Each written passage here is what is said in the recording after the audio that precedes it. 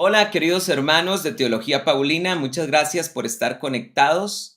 Bueno, hermanos, continuamos con este congreso virtual que estamos dando sobre las doctrinas marianas.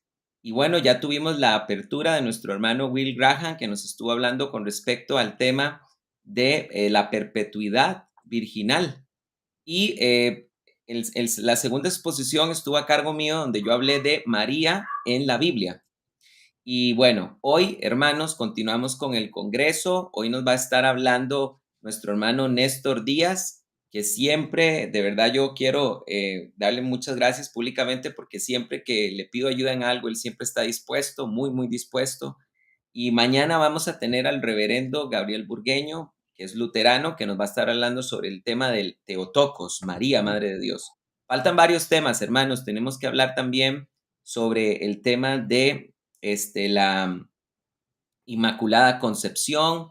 También vamos a hablar sobre María Intercesora y todos esos temas se van a abarcar en este congreso que está quedando grabado en playlists del canal de Teología Paulina. Así que quiero darle la bienvenida a Néstor una vez más a este canal que es su casa también. Hermano querido, muchas gracias por aceptar la invitación. Bueno, para mí es un honor estar aquí también contigo, mi querido Alpizarí. Vamos a trabajar duro en esta interesante ponencia sobre uno de los inventos marianos. Así que estamos aquí. Perfecto, entonces voy, sin más preámbulo, voy a darle campo a Néstor para que él pueda comenzar y los invito a que aprovechen esta lección. Bueno, para mí, como les he dicho, es una bendición poder acercarme a toda la audiencia, tanto de los paulinistas como de los nestoritos que están ya conectándose. Es un gozo realmente estar con ustedes acá. Y hoy vamos a hablar sobre uno de los temas más interesantes y curiosos que justamente afectan mucho el etos de lo que tiene que ver con el catolicismo romano. Muchas veces hemos dicho que el catolicismo romano es más mariano que cristiano. Y esto por la preeminencia que ha tenido la figura de María, tanto para la piedad popular, debo decir que la piedad popular ha reemplazado literalmente a Cristo por la figura que ellos han inventado, distorsionada de lo que es la María de las Escrituras. Entonces, a partir de esta concepción, es bueno decir que desde la piedad popular, el catolicismo romano es mariano. Pero el problema no es eso, es que desde la curia sacerdotal también lo es. Vamos a escuchar y estamos acostumbrados a ver a sacerdotes que hacen homilías sobre María de tal modo que la presentan en términos que casi suplantan al Espíritu Santo, adjudicándole una serie de títulos altisonantes como esposa del Espíritu Santo, corredentora, cosa que obviamente no se ha validado magisterialmente, y otras también como es el caso de Arca del Pacto, una serie de tipologías que se han estado utilizando justamente para tratar de expresar esta devoción muchas veces malsana y que ha caído más allá de lo que ellos llaman hiperdulia en una práctica idolatría. Pero si esto fuese un problema de los sacerdotes legos y del pueblo en general, uno podría decir, bueno, es por falta de ignorancia. Pero el problema es que incluso aquellos títulos pomposos que se le adjudican a María desde la piedad popular han sido, en cierto modo, aunque no aprobados oficialmente o definidos formalmente como dogmas, aprobados en un sentido tácito, puesto que se utilizan también en documentos como tal. Y uno de los títulos más comunes que se utiliza es el de Reina del Cielo, un término que obviamente no se ha oficializado de forma dogmática y sin embargo se utiliza en documentos. Otro muy común que también va a pasar con eso es títulos como Madre de la Iglesia, que no son dogmas formalmente definidos, pero que se utilizan en documentos e incluso en plegarias dirigidas por el mismo obispo de Roma, en grandes concentraciones públicas donde dirige sus alocuciones a toda esa masa de idólatras que lamentablemente están más perdidos que el hijo de Liber. Por esa razón, hoy queremos tratar un tema muy importante, muy serio y con mucho respeto. Y para ello quiero colocar una nota introductoria. Y esto lo digo por el bien de los papistas que van a estar en el chat justamente escrachando nuestra figura. Esto no es un discurso de odio. Repito, esto no es un discurso de odio. Esto es una realidad lamentablemente trágica para el etos del catolicismo romano. Este discurso no es contra la bendita Madre del Señor Jesús, la bendita Madre de Dios, asumiendo siempre con mucha confianza el título Teotocos. No tenemos ningún problema con ello. De hecho, tampoco tenemos ningún problema con la persona de la María histórica. Entendemos que es bienaventurada por todas las generaciones, como ella misma lo dice, y creemos muy bien que es una de las figuras clave dentro de lo que tiene que ver con la expresión en el ámbito devocional del creyente, en el sentido de imitar su ejemplo, porque el aspecto devocional tiene que ver con mirar a los personajes de la historia bíblica y emular sus virtudes y evitar sus defectos. En el caso de la bendita María de Nazaret, sin duda alguna es una de las figuras cumbres en la historia de las escrituras y también es una participante dentro de la historia de la salvación. Su sí permitió que Jesús entrara al mundo. Y de hecho, es una visión que nosotros no tenemos ningún inconveniente en apoyar y en alabar la valentía y el coraje que tuvo esta doncella de decirle sí al Señor y de obedecer la palabra de su Salvador, para de esa manera entonces enfrentar todos los quilombos que se le iban a presentar a causa de tener un hijo sin haber conocido varón.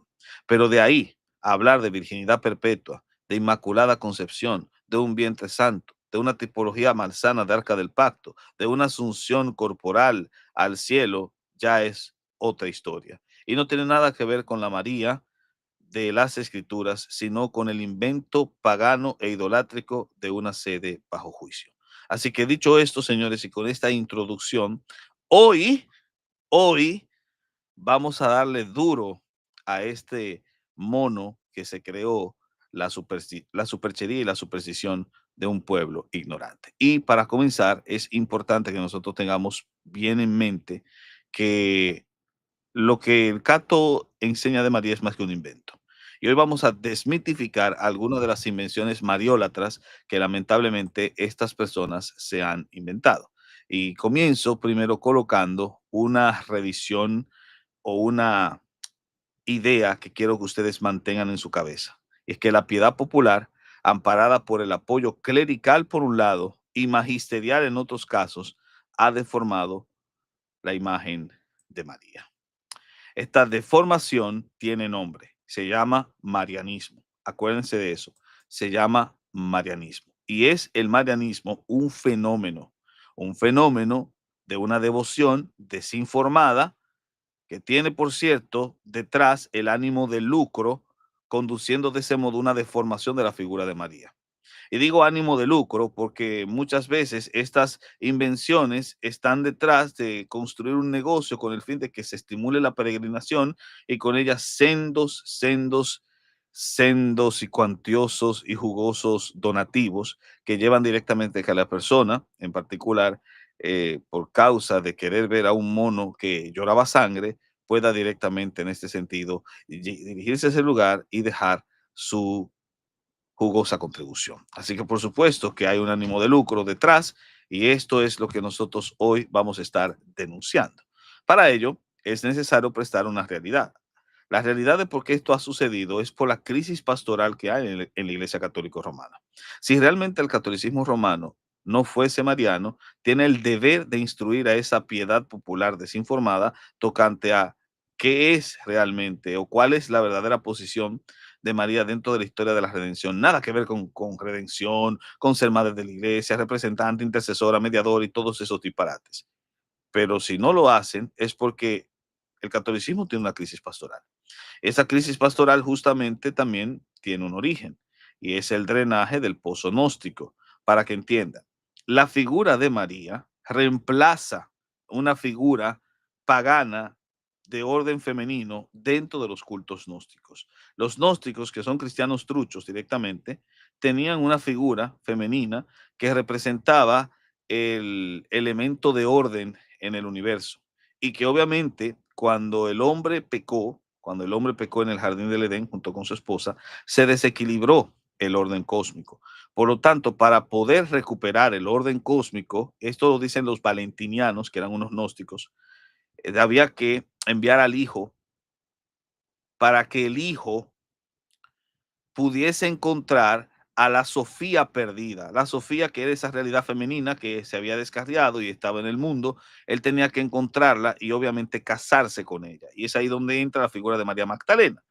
Y los cuentos de María Magdalena y Jesús que se casaban, obviamente eran parte del desarrollo como los gnósticos entendían la redención cosmológica. Es decir, los gnósticos no creían en una cuestión como el pecado, sino más bien que la redención se daba a través del lecho nupcial de María y Jesús, María Magdalena y Jesús. Así, la figura de la Magdalena se convirtió en un referente importante para los gnósticos entender el plano de redención. Ella sería una suerte de corredentora. El asunto es que durante todo el proceso de las controversias antinósticas a partir del siglo II, parece que el catolicismo que se enfrentó a ellos, en este caso, tanto el griego como el latino, terminaron absorbiendo esta idea gnóstica, suplantando la figura original de María Magdalena por la de María, la Madre del Señor. Y hay una serie documental, obviamente, que ha mostrado esto que estoy diciendo de una forma clara y ha sido asumido, obviamente, por autores directamente que ven cómo conceptos que el catolicismo romano maneja han sido drenados del pozo gnóstico. Y por supuesto que uno de ellos es el marianismo, porque cuando lo cotejas con los primeros escritos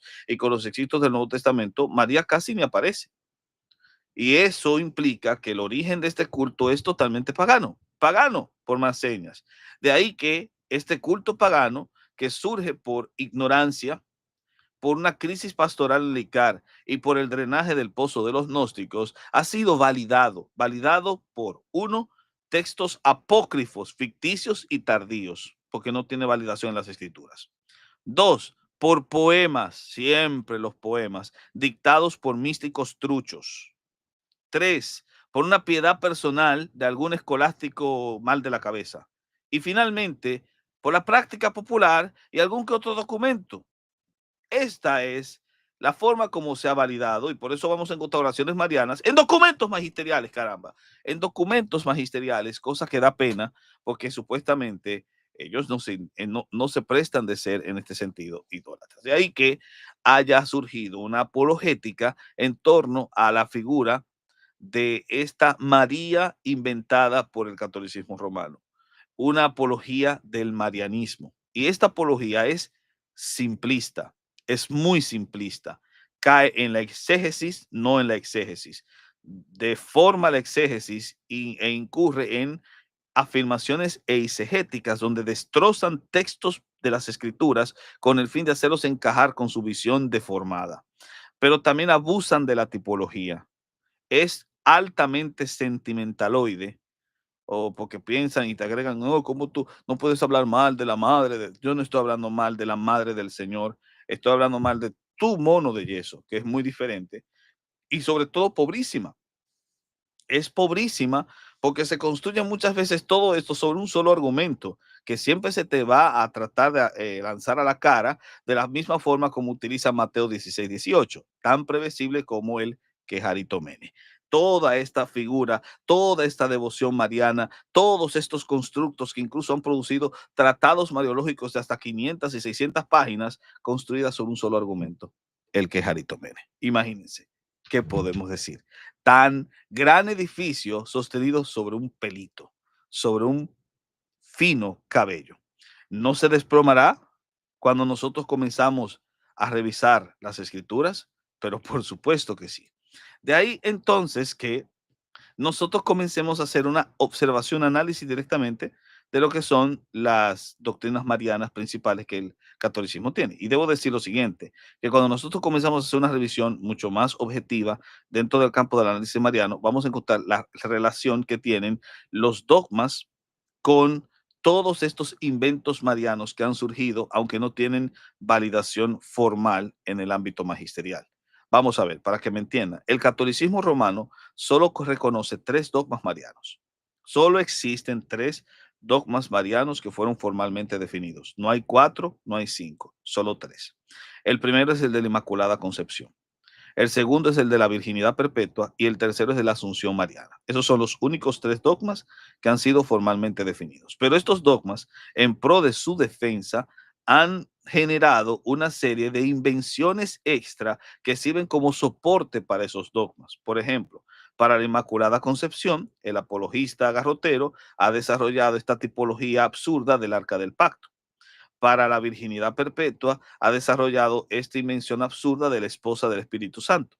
Y para la Asunción Mariana ha obviamente generado dos grandes adefesios que son esta idea de la Reina del Cielo o el título Reina del Cielo aplicada a María y finalmente lo de maternidad eclesial, de que es la madre de la iglesia.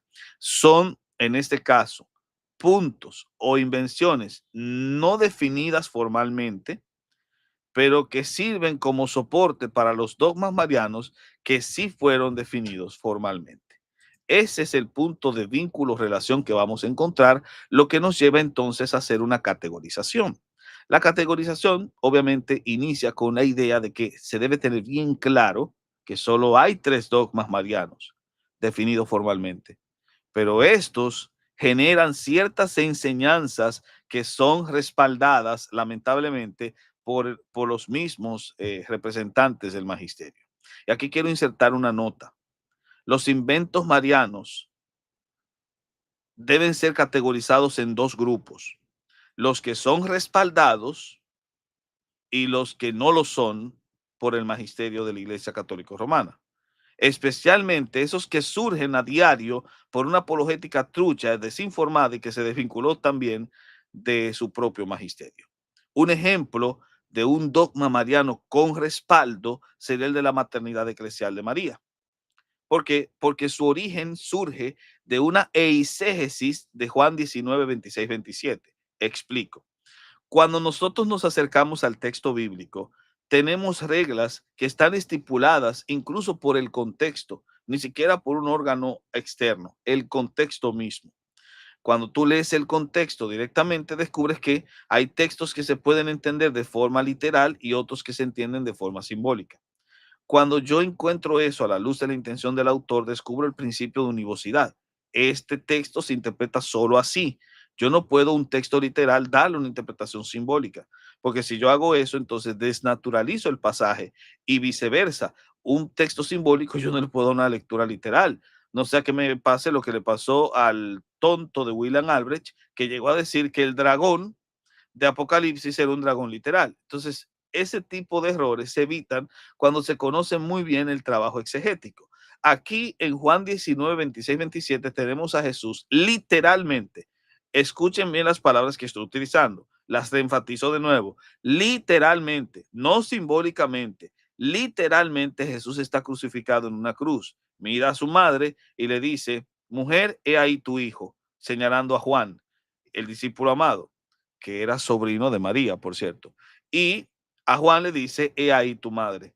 Inmediatamente el católico romano lee esto y quiere interpretarlo simbólicamente, diciendo que ahí Juan representa a la iglesia y María representa a María. Entonces, como Juan representa a la iglesia recibió a María como madre. Pero vamos a ver que aquí tenemos dos grandes errores. Si Juan es entendido de forma simbólica, ¿por qué María es entendida de forma literal? Ahí hay un cruce, hay un defecto, hay un choque de dos realidades que muestran que aquí se está forzando el texto a que diga una cosa que no es. Y lo segundo, aparte de esta terrible e impepinable desnaturalización, también tenemos el otro caso. Si yo voy a entender este acto de forma alegórica, de forma simbólica, cuando esté enmarcado en un contexto literal, entonces, ¿por qué razón yo no haría lo mismo con otros textos donde también se podría enmarcar de forma simbólica en un acto literal, como es el caso del pan y el vino?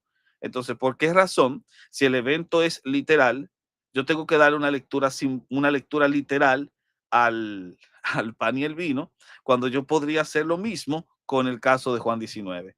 Esto lo que va a generar es lo siguiente, que el católico romano interprete literalmente textos que son simbólicos e interprete simbólicamente textos que son literales. Simple, se acabó. Un gran problema que surge de una eisegesis. Y aunque esto de la maternidad eclesial de María no es reconocido como un dogma formal, sin embargo es respaldado magisterialmente por el Lumen Gentium del 64 tras el Concilio Vaticano II, por las palabras de Pablo VI, de Juan Pablo II y del mismo Papa Francisco en alusiones en el 2018. Entonces, cuando tú notas esto, descubres que sí hay un grupo de estas invenciones que han sido respaldadas magisterialmente, aunque no son dogmas formales. Sin embargo, ¿cuáles son invenciones que no las respalda el magisterio? Porque no hay un solo documento que las utilice. Bueno, este disparate de esposa del Espíritu Santo, este disparate de que María es el arca del pacto y este tipo de idioteces que justamente han surgido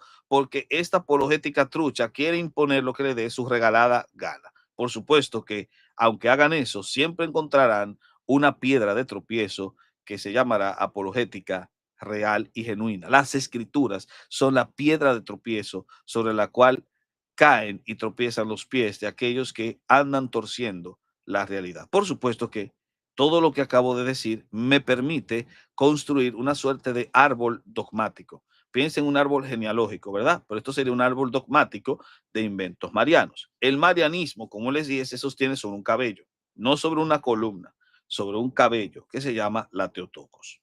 Pero la Teotocos no leída en la clave como el concilio de Éfeso lo hizo, que es clave cristológica, sino de forma tristemente desnaturalizada, lo leen en clave mariana.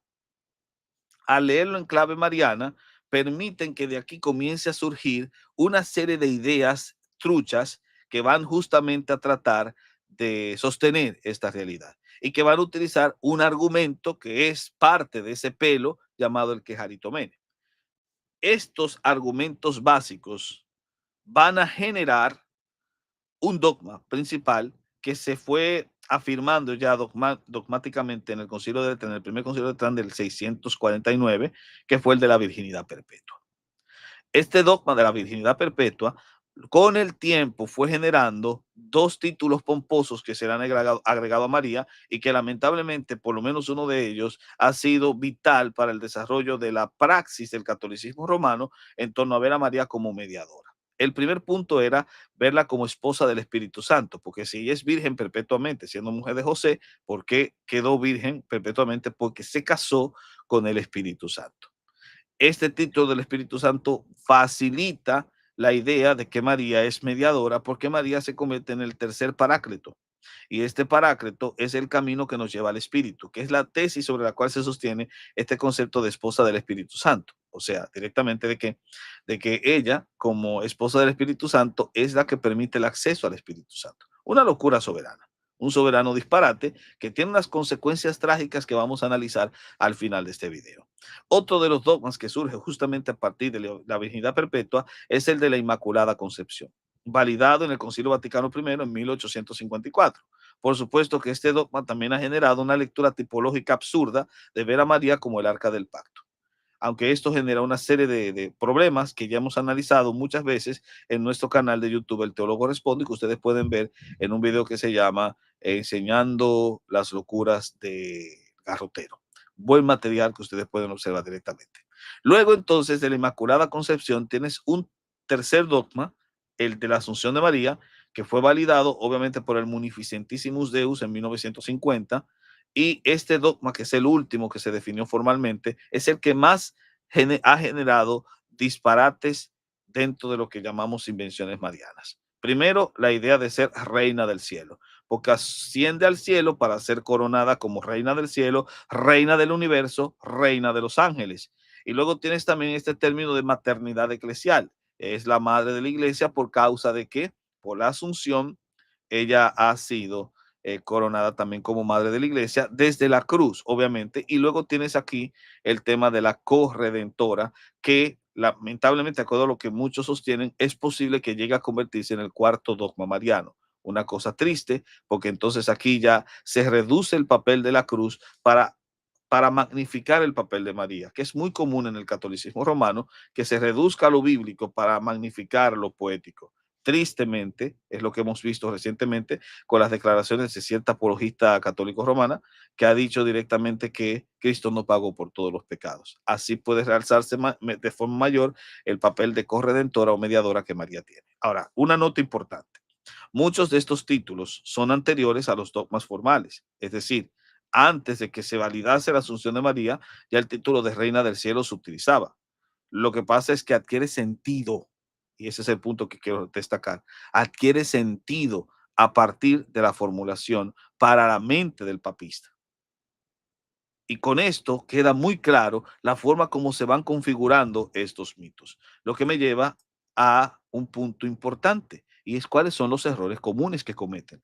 Algo que yo quiero que ustedes puedan ver conmigo, porque sin duda alguna se convierte en una de las esencialidades básicas para poder entender cuál es el problema básico que hay.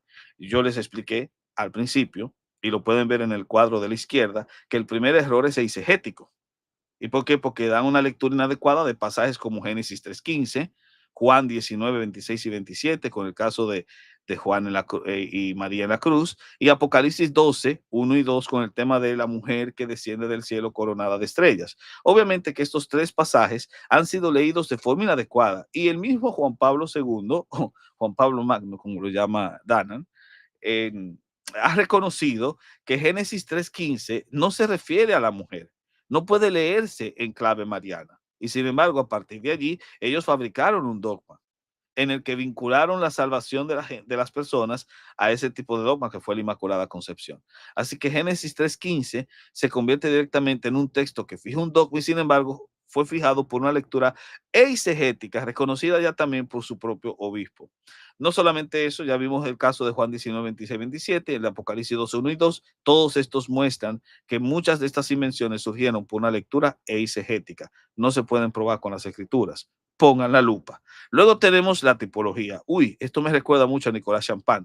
El abuso tipológico de textos del Antiguo Testamento, como el Salmo 45, 9 al 17, donde ellos literalmente creen que el Salmo está hablando de María, cuando en el Salmo la reina no es la madre, no es la Gebirá.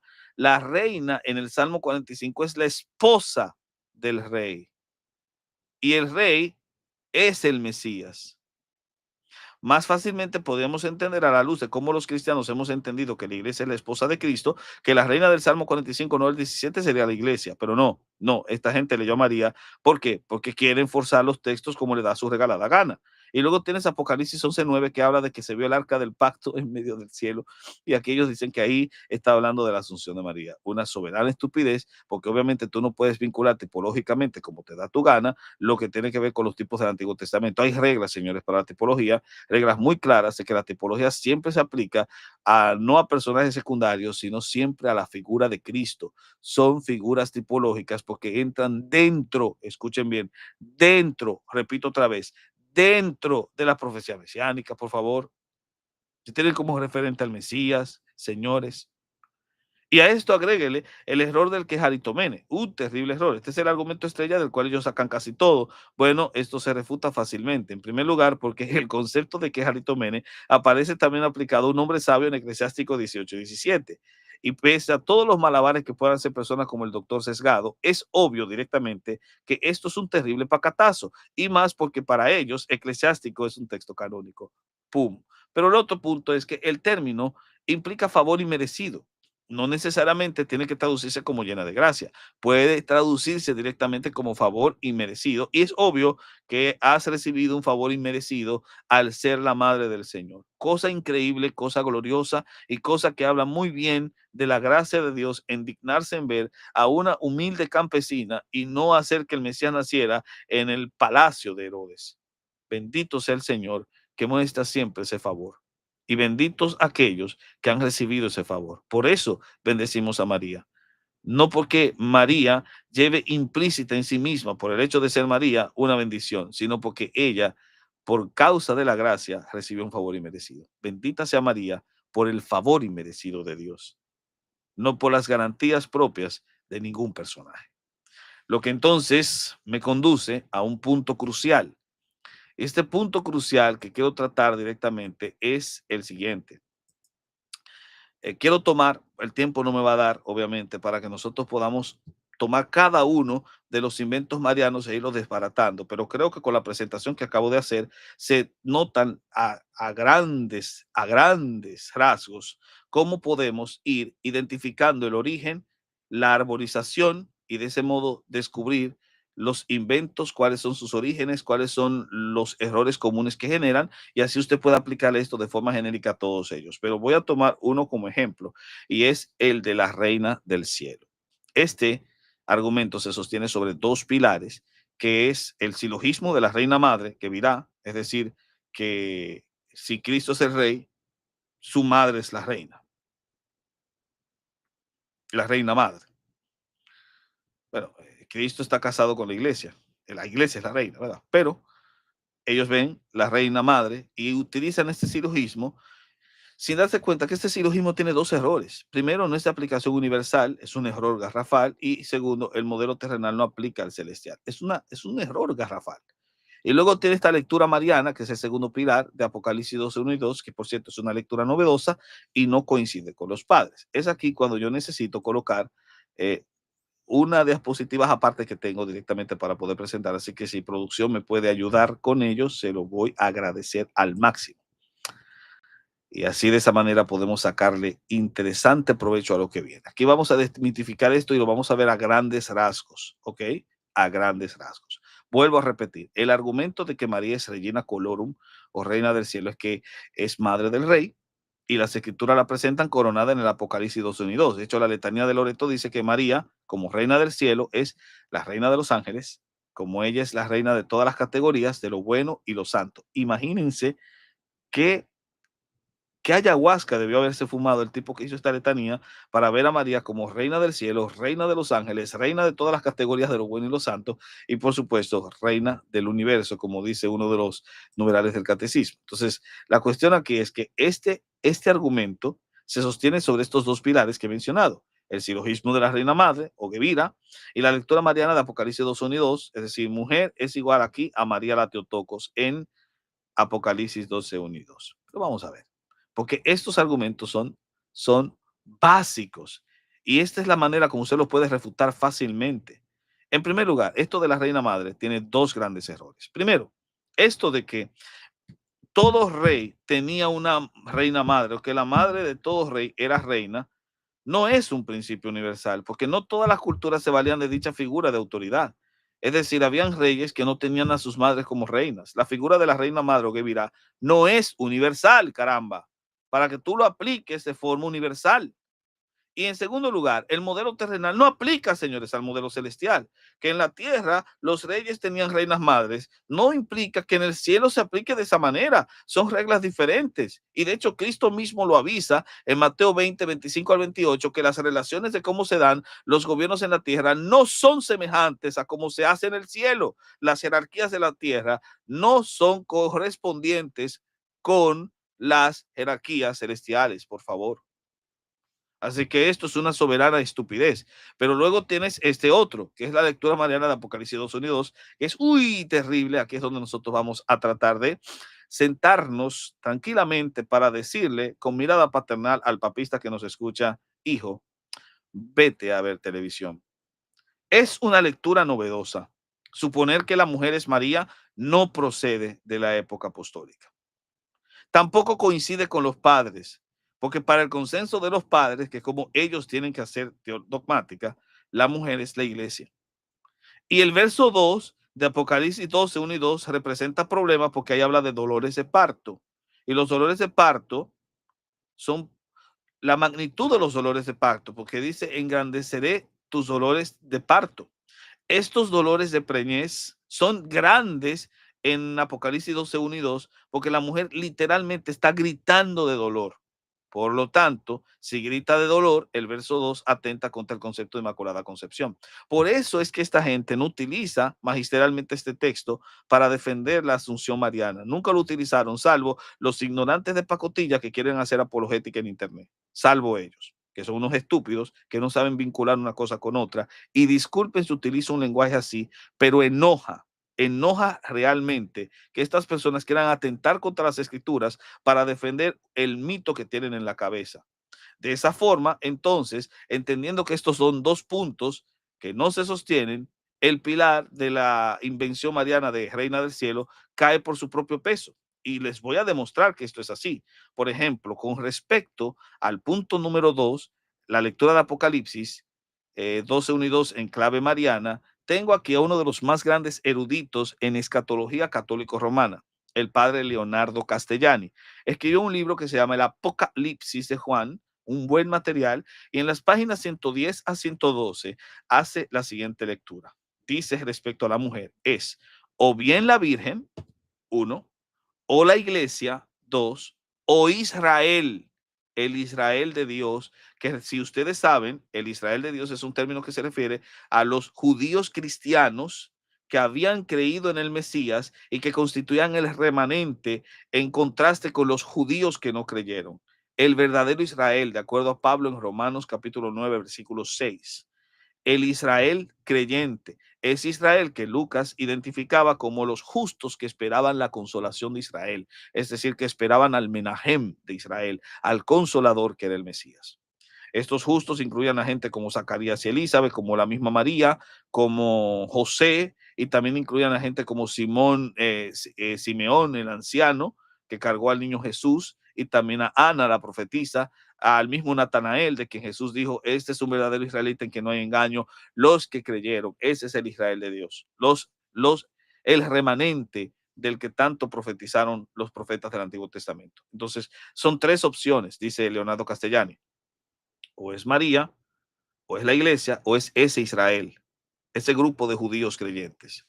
Y dice, no hay otras exégesis posibles.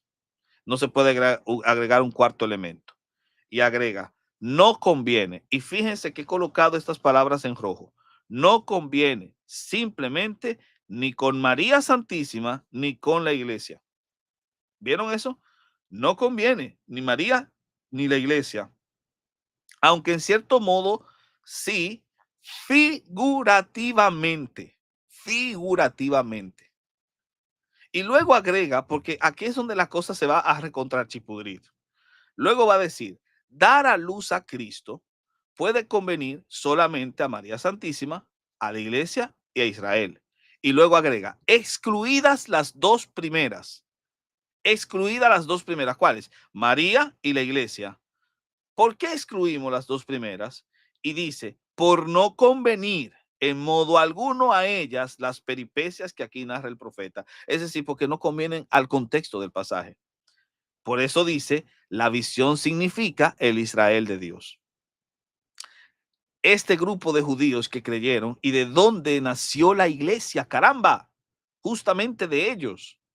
Y esta no es una idea de Castellani.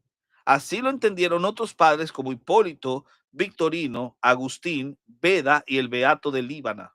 Señores, esto tiene confirmación patrística, ver justamente a la mujer de Apocalipsis 2 Unidos como el Israel de Dios.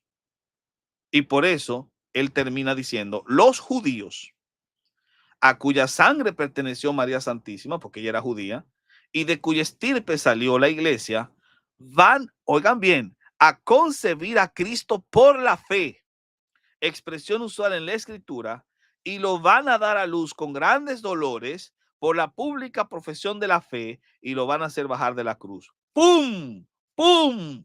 ¡Pum! Bomba nuclear estalla. Radio Mil informando. Estalla en el frente local una bomba atómica que ha tumbado todos los prejuicios marianos de los papistas lamellezos. Sin duda alguna, esta es una de las grandes e importantes referencias que ustedes pueden tomar en cuenta cuando vayan justamente a debatir sobre este tema. Y aquí viene el pacatazo monumental. El término reina del cielo es de origen pagano. Lo decían los sumerios con Inanna. La Inanna sumeria decía en el descenso sumerio de Inanna, soy Inanna, reina del cielo en mi camino hacia el este. Luego tienes la Astarte cananea, cuyo culto fue condenado en Jeremías 7, 17 y 18, y en el capítulo 44, 15 al 18 del mismo profeta, cuando condenó a aquellos que le hacían panecillos a la reina del cielo. Y por supuesto que también nosotros podríamos agregar la Isis egipcia. De hecho, esta también fue denominada reina del cielo. Y en los escritos de Apuleyo, el famoso asno de oro, en el capítulo 47, aparece una escena parecida a la de las apariciones marianas. Escuchen, por favor. Entonces, con un semblante lloroso, hice esta oración a la diosa poderosa, diciendo, oh bendita reina del cielo. Así, escuchen lo que va a decir. La forma divina, exhalando la agradable especie de la fértil Arabia, no desdeñó con su voz divina pronunciarme estas palabras. Y oigan, por favor, he aquí que Lucio he venido, tu llanto y tus oraciones me han movido a socorrerte. Soy la madre natural de todas las cosas, maestra e institutriz de todos los elementos, la progenie inicial de los mundos, jefa de los poderes divinos, reina del cielo. Y los egipcios, que son excelentes en toda clase de doctrina antigua, y por sus ceremonias apropiadas, acostumbradas a adorarme, me llaman reina Isis. Yo pregunto, este relato es muy parecido a lo que cuentan los pastorcillos cuando ven estas figuras. Incluso las mismas palabras, nótense, son las mismas palabras. Tu llanto y tus oraciones me han movido a socorrerte. Soy la madre natural de todas las cosas, soy la progenie de los mundos, soy jefa, soy esto, soy reina del cielo, etcétera. La misma cantaleta, pero contada por un mono diferente. Y esto obviamente es triste y sospechoso. Arqueamos las cejas de sospecha porque sin duda alguna, esto mete miedo. Porque si realmente la María que estos adoran no es la María de las Escrituras, sino una diosa antiguamente pagana, adorada antiguamente por los paganos, esta gente es pagana en sus prácticas. Y aquí viene el hallazgo final. Uy, tata. El hallazgo final lo vas a encontrar en Rafael Patay y su famoso libro de Hebrew Goddess, que les encomiendo que lo puedan leer. Aquí Rafael Patay menciona que los judíos de Elefantina, y les voy a explicar esto, porque sé que hay muchos papistas que no lo van a entender esto. Elefantina es una isla en Egipto. Allí se estableció una comunidad judía en la época de Jeremías, es decir, en la época del exilio babilónico. Se establecieron allí. Justamente ellos eran los que adoraban a la reina del cielo que Jeremías les criticó. Y para la época del exilio a Babilonia, siglos 7 y 6, cuando Jeremías les recriminó por su pecado en rendir culto a la reina del cielo, ellos hicieron lo siguiente. Esto lo dice muy bien y está bien documentado por Rafael Patay. Le agregaron a Yahvé una esposa, una consorte, porque en la mitología pagana cananea, Baal tenía su mujer, Astarte, que era la reina del cielo, y Baal era el rey. Ojo. Le agregaron esposa a Jehová, le agregaron una esposa a Yahvé, que era la diosa Anat, a la que también honraban con el título de reina del cielo.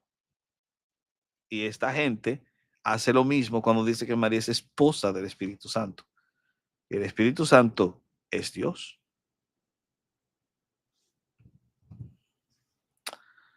Conclusión, esto es otra vez parecido a lo que vimos anteriormente. Por eso pongan la lupa. María es la esposa del Espíritu Santo y por eso José no podía acostarse con ella. Atentamente, Luis, la vaca loca. Cualquier parecido con la realidad es pura coincidencia. Y ahora volvamos a la última diapositiva y aquí voy a agregar este último punto que es muy importante que lo recuerden. Si producción me puede ayudar otra vez. Muchas gracias. Resumen, esto de la reina del cielo no se sostiene porque su primer pilar no sirve. Este silogismo de reina madre no es principio universal, el modelo terrenal no aplica al celestial. Y la lectura mariana de Apocalipsis 12:1 y 2, ya vimos, es novedosa y no coincide con los padres. A más de cuentas o por más señas está este tema con el coqueteo pagano, con el título que tenían estas diosas del paganismo, que parecen ser las que realmente estos sujetos están adornando en sus peregrinaciones. Mi conclusión es muy obvia. El marianismo solo conduce a una deformación de la misma fe, puesto que María suplanta al Espíritu Santo y al Hijo en su función paraclética. Y así termina nuestra presentación. Muchas gracias.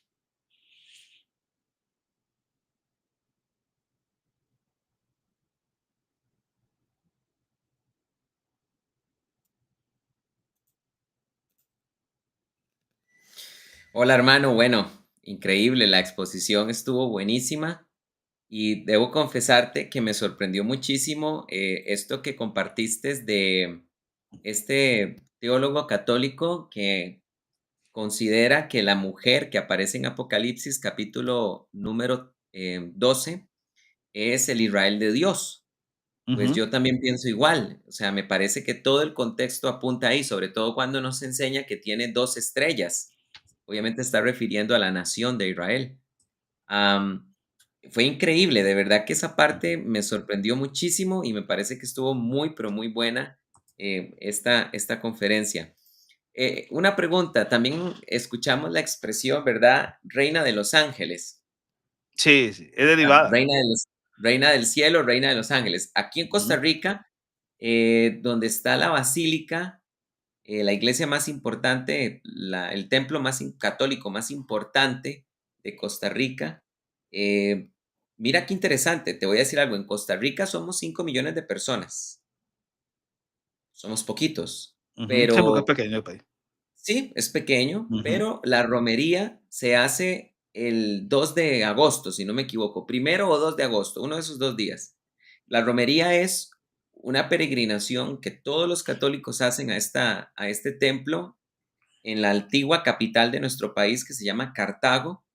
Y sabes que tomando en proporción la población, este peregrinaje que se hace aquí en Costa Rica, Cartago, es el segundo más grande del mundo. ujú, Tomando en cuenta el coeficiente de variación, ¿verdad? Tomando en cuenta la ujú, proporción de 5 ujú. millones de personas, prácticamente 1 millón viajan el primero o 2 de agosto a Cartago para ir a la romería, para ir a visitar a la Reina de los Ángeles. Solo es superado por una peregrinación que se hace en el río Ganges, La India. la India. Uy, Entonces, esto es impresionante, hermano, la idolatría que hay con respecto a este tema. Y yo quería hacerte una pregunta, ya no tanto desde el punto de vista teológico, sino hablando más desde el punto de vista espiritual. ujú, ¿A qué te suena este término de reina de los ángeles? O sea, porque son términos, por ejemplo, ahí tú mencionaste, ¿verdad? Cuando se aparecía en este relato sumerio y también a los niños que se les aparece en la Virgen de Fátima y todo esto, los títulos, ¿verdad? Que este ujú. ente diabólico, desde luego, utiliza. Qué interesante esto de reina de los ángeles. ¿Qué piensas tú de este concepto, espiritualmente hablando? Que A qué se debe a qué se refiere? Yo digo que es verdad, que es el término tiene cierta verdad, pero desde un punto sí, de vista espiritual claro, negativo, ¿qué piensas tú? es reina de los ángeles, sí, pero de los ángeles caídos. Exactamente. Claro, de los ángeles caídos, por supuesto, Es totalmente. la reina de los ángeles. Es la reina de los ángeles, literalmente, Claro, pero de claro. los caídos, porque esa no es la María histórica, desde luego. No, pero la María histórica estaría totalmente decepcionada de los marianos, Horrorizada. totalmente horrorizada. Es que no cabe en la mente de un judío una cosa como esa. Mm, Y obviamente tampoco en la mente de un cristiano primitivo. Vamos a ver, la figura de María es una figura que solamente resulta crucial, es decir, en su protagonismo, en la historia del nacimiento de Cristo, pero después, prácticamente va desapareciendo de la historia, de forma abrupta desaparece, porque ni siquiera se cuentan los años que Jesús estuvo en Nazaret después de la situación del templo. Entonces, hay una desaparición abrupta y luego aparece Juan el Bautista. Y obviamente ya a partir de ahí lo que vamos a encontrar es que las pocas veces que aparecen referencias a María o María personalmente, Jesús establece muy bien que hay una relación distinta entre él y ella. Es decir, mi madre y mis hermanos son los que hacen mi voluntad. Y cuando una mujer sí, la multitud dice, bendito los pechos que te amamantaron, él inmediatamente le devuelve diciendo, no, más bendito los que escuchan la palabra y la hacen. Entonces, es obvio que el ministerio de Jesús se enfocó justamente por darnos a entender que ya yo no podía evaluar a Jesús por su relación familiar. Es decir, Jesús trasciende más allá de eso. ¿Por qué? Porque Jesús en sí mismo es el Dios eterno que ha estado desde el principio de los siglos. Y por lo tanto, Él, más que ser un subordinado a los padres, Él se convierte en el padre de los padres. Esa sería la idea. Y por eso Pablo dice que ya ni siquiera a Jesús lo conocemos según la carne. O sea, las relaciones carnales que había entre Jesús y sus familiares van trascendiendo y sus familiares los reconocen. Prefiere llamarse, Judas, perdón, prefiere llamarse hermano de Jacobo. Y Jacobo prefiere llamarse siervo del Señor más que hermano. ¿Por qué razón? Porque él lo entendió. Y esto es claro que María también lo comprendió. Por esas razones que al final ella hace su práctica confesión de fe en el Magnífica en Dios mi Salvador y explica las razones de por qué. Porque realmente Dios se dignó de mirar su condición, la tuvo como digna, etcétera. Y eso es lo que nosotros como creyentes podemos evaluar y decir, bendita, la bendita Madre de Dios, justamente por ello. Pero luego, de ahí hacer estos saltos acrobáticos mortales, uy, terrible. Sí, totalmente, totalmente de acuerdo, hermano. Mira, quiero decirte que, porque tu exposición desde un punto de vista histórico y teológico estuvo muy buena. Por eso me gusta cerrar con esta parte espiritual, porque es que Ujú, también no podemos olvidar la parte espiritual que aquí se desarrolla, ¿verdad? ujú, Diabólica. Te cuento que una vez un amigo mío de mucha, mucha confianza, me reservo el nombre, sé que está diciéndome la verdad. Me contó que tuvo un sueño donde dice que vio unos demonios hablando. ujú. Estaban unos demonios reunidos en el sueño, ¿verdad? Que él tuvo. Y resulta que los demonios estaban rezando el rosario. Y estaban rezando el rosario esperando que llegara la reina de los ángeles. Y él me contó ese sueño y me dijo, hermano, fue un sueño horripilante, espantoso. Y este tipo de cosas se mueven en el mundo espiritual. ¿Sabes por qué? Porque esta reina del cielo es lo que llamamos bíblicamente una potestad, Ujú, porque tenemos principados, potestades y gobernadores, y las potestades no están ligadas a una jurisdicción, sino que han recibido poder, por eso se le llama potestad. Y lo que tiene esta potestad diabólica, desde luego llamada la reina de los ángeles, es potestad para sumergir a las personas en idolatría, de la más vulgar que pueda existir. Te cuento, hermano, que yo ujú, fui a Guatemala el año pasado y fui a visitar Antigua Guatemala, que es un punto turístico de ujú. Guatemala, y entré a la iglesia de la Asunción de María. Y Sí, te sí. cuento, hermano, que no pude durar ni 30 segundos ahí porque casi me vomito. Sí, no estoy exagerando. Le dije a mi esposa, necesito salir ya porque me voy a vomitar de ver la idolatría que había Sí. en ese lugar. Casi me vomito, de verdad, me dio tanta pena porque por poco me vomito en medio templo. Fue algo espantoso, tuve que salir corriendo. Entonces, hermano, es Sí, hay muy unos muñecos ahí, importante. yo entré a la Asunción, hay unos muñecos feísimos ahí, debo decirlo, claro. Incluso creo que tienen un Cristo así alto, acostado como simulando el entierro. Sí, una cosa Ujú. espantosa, que los apóstoles saldrían corriendo de ahí si vieran esas idolatrías. Uy. Pero esto que estamos haciendo nosotros, yo creo que tú lo dejaste muy claro en nuestro video, ¿verdad? En este video que estás haciendo, nosotros estamos denunciando esta idolatría. ¿Cuándo vas a encontrar vos, verdad, a Santiago Alarcón o al Dante Urbina o a el padrino,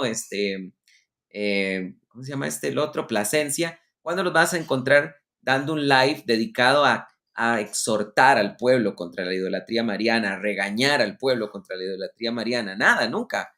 Todo lo Ujú, contrario, encuentras shorts de ellos tratando de justificar por qué no está mal inclinarse ante yesos y todo este montón de pavadas. Esto es muy importante y esto es lo que yo quiero que el público entienda. Esta es la diferencia entre lo que es ser ujú, católico romano y protestante. Y es que lo que nosotros creemos de María es lo que los apóstoles nos enseñaron, versus el catolicismo romano, que como lo dijo bien Néstor y también lo dijo Will Graham en la primera conferencia, bebe de los gnósticos para poder levantar todas sus doctrinas marianas, que son un desmadre. Hermano Néstor, de verdad que muchas uy, gracias. terrible. Permíteme nada más compartirle aquí al público el link de tu canal. Aquí Ujú, tenemos el link del canal de nuestro hermano Néstor. Eh, el canal es Néstor Díaz, el teólogo responde, @ el teólogo responde. Yo invito a la comunidad de Teología Paulina para que vayan un momentito al canal de nuestro hermano Néstor y puedan suscribirse a su canal. Él tiene excelentes enseñanzas ahí. Néstor es también profesor del Instituto Paulino. Él ahorita está dando un curso excelente. Y digo excelente porque veo que todos sus estudiantes están fascinados con el curso que está dando. Dando ahorita un curso de biografía de los reformadores. Lo lamentamos, hermanos, ya no se pueden matricular, ya estamos a mitad del uy, curso, pero la buena noticia es que ahora Néstor, cuando viene el siguiente trimestre, en abril, va a estar compartiendo un curso sobre los concilios. credos, concilios de la iglesia, sí, los concilios de la iglesia indivisa, los concilios ecuménicos. Ujú, Entonces, para los que están interesados en estudiar con nuestro hermano Néstor, y recuérdense, hermanos, que en el Instituto Paulino tenemos un diplomado en teología reformada. Entre esos profesores está Néstor, está Edgar Pacheco, está el doctor Moore, está Jorge Carrillo de Cultura Teológica, y ahora en este trimestre que viene vamos a tener enseñando a Edgar Pacheco, a Néstor, al doctor Moore y al reverendo Gabriel Burgueño. Entonces, hermanos, los que estén interesados, escríbanos a Teología Paulina para que ustedes puedan matricular el siguiente curso que viene de Néstor, que es el de concilios ecuménicos, que dura 3 meses. Los cursos del instituto duran 3 meses. Ahí les estoy compartiendo el link de Teología Paulina también en YouTube, por si tienen el deseo de también seguirnos y ver el resto de este congreso. Mañana vamos a estar hablando del Teotocos, el sábado sobre la Inmaculada Concepción, el domingo sobre el tema de María Intercesora. Falta mucho, hermanos, todavía por hablar. El tema de la Asunción de María también se va a tocar de lleno. Entonces, pues ahí los invitamos para que nos sigan. Néstor, no sé si tú mismo quieres Ujú. invitar al público para el siguiente curso que vas a dar del Claro, instituto. claro. Quiero primero agradecer a todos los que están conectados. Realmente ha sido un gran gozo y un disfrute estar aquí. He visto muchos nestoritos ahí y a muchos papis también molestos. Pero quiero decirles que sí, que aprovechen este curso. Vamos a estar analizando los concilios ecuménicos, pero realmente vamos a verlos a la luz de cómo se hace desde la historiografía y desde la teología. Y recuerden que tenemos unos principios muy interesantes ahí.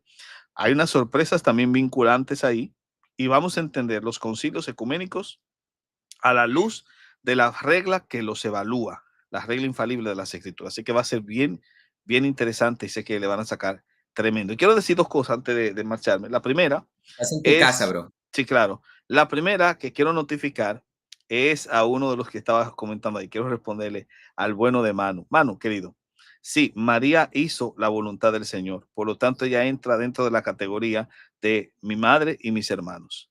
Pero la María histórica es muy diferente al salto acrobático que hicieron con esta figura pagana que se crearon, que no tiene, de María histórica no tiene ni la M.